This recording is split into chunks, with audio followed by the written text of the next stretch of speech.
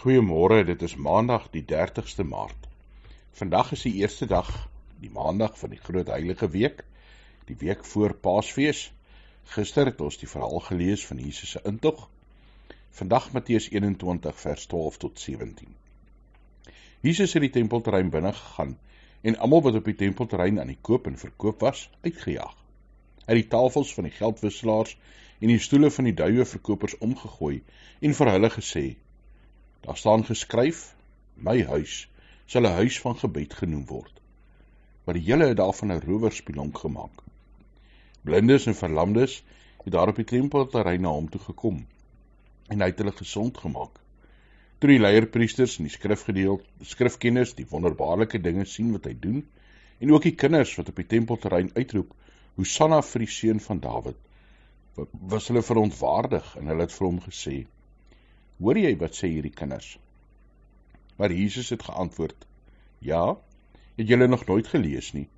Uit die mond van kleuters en suigelinge het u lof vir u laat opklink.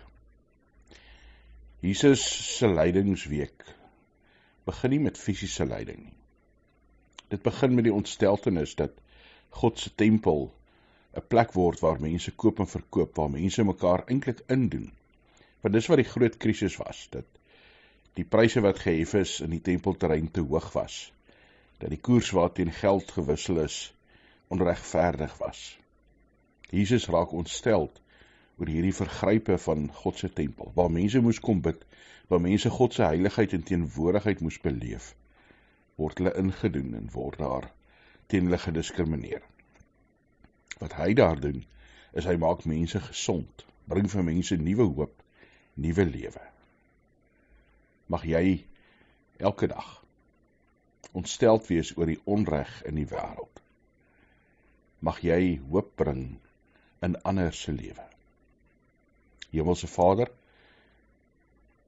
ons maak so baie keer droog in ons lewe en ons doen dinge wat u nie verheerlik nie.